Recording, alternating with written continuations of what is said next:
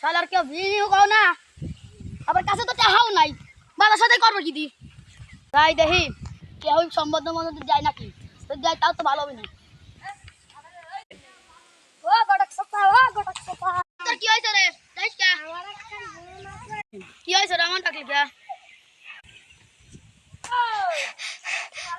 হাবেস কে ক? ওই আমার একখান বলছিলাম তা তোমার কাছে ছেলে আছে? আছে, ভালো ছেলেই আছে। ছেলের ভান্ডার আমার। কোন ছেলে নেই? এতিম ছেলে না বাপ মা ছেলে? এতিম। আচ্ছা ভালো। তো কালকে আমার সাথে দেখা করছিস নি?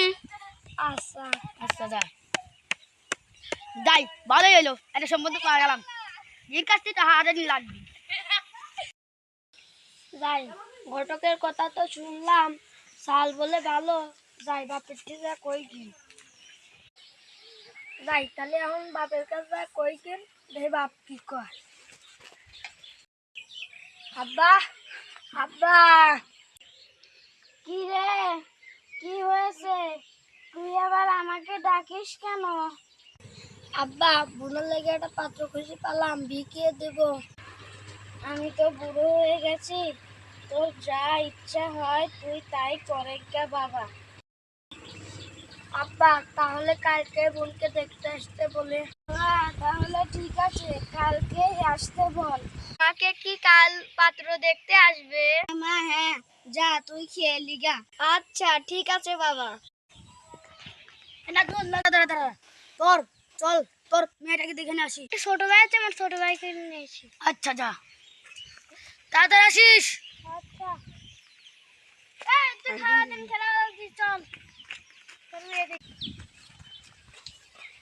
হয়েছে রে?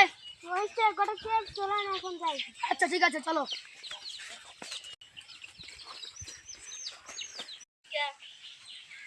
ঘটক সাহেব চলে এসেছেন। তো চলেই আসলাম। ঘটক সাহেব চলে এসেছেন। হ্যাঁ এসেছে। আসুন বসেন। আসসালামু আলাইকুম আব্বা, ভালো আছেন? আছি ভালো, তুমি কেমন আছো? ভালো আছি। চলতে গেলে ভালো না বাপ, কিছুদিন এখানে মনে হয় মরে যাব, যে অবস্থা আমার।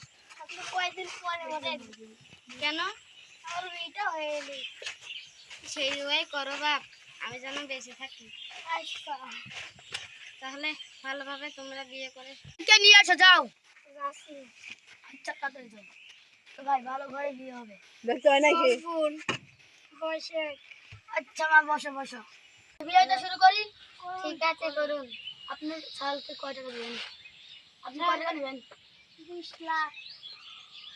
20 লাখ? আচ্ছা 20 লাখ টাকা? এত টাকা যুদ্ধ করা গেল না রে। কি হইলো রে? আল্লাহ বিয়ে কি করলো রে?